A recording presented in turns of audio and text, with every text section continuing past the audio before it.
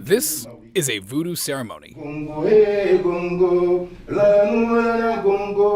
To be more specific, a chicken sacrifice that is helping this voodoo fetisheur commune with the gods. And, incidentally, that sacrifice also made for a pretty tasty dinner. Azay. This is the best chicken I've ever had. My name is Addison O'Day, and I'm an explorer who traveled to Togo, a tiny nation in West Africa, to learn more about the often misunderstood practice of voodoo. Outside of this part of the world, this faith is often painted as dark, sinister, and an occult practice. The cult of the voodoo. This dance is not to be confused with a religious or ceremonial rite, for voodoo has only to do with the mind. Ever in crowded cities, the flame of this cult bursts forth, handed down from a time when human blood was spilled on the sacred drum. But in West Africa, this religion is observed by millions, and for them, voodoo is a path to lifelong balance, health, and prosperity. For those who practice, one of the best ways to achieve this is by working with a healer known as a fetisheur, here at the Marché des Fétiches, West Africa's largest voodoo market.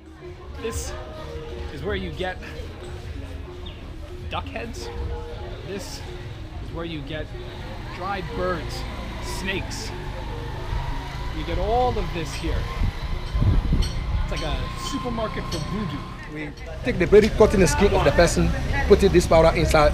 Personally, I was looking for something to protect me while I was on my travels. Put it inside. Yeah. We can prepare like the amulets. Okay. And the person put it in the pocket, in the bag, something with you. Cool. To protect you. Understood. Okay. I want to go and see a fetisheur, and so we can have a ceremony. We can see what it's like. Okay. No problem. Okay. It's possible. So my friend, Patience Deco, took me for a consultation with one of the market's fetisheurs. After some discussion, the fetisheur told me he could make me a protective amulet, but in order to do so, we needed to collect a few items from the market. Dog, porcupine, owl, porcupine quills. Pufferfish. This is blowfish. God knows where this is going. And a blowfish. Right. And a starfish. Starfish. My God, I need a zoo to protect me. After my consultation with the fetisheur in the market, I decided to visit a voodoo temple. I was surrounded by statues dedicated to various voodoo gods. And I witnessed ceremonies, like this one where the priests invoked water spirits to enter the temple. But perhaps what struck me most was how much in common voodoo temples have with other places of worship. Just like a church or a mosque, this is a place for people to gather, where communities are defined, a place to share stories or conduct prayers for those who need help in their day-to-day lives.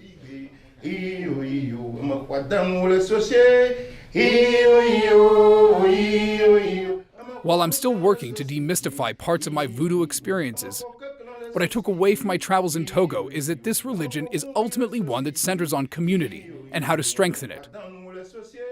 And it deserves to be recognized as a global faith. I'm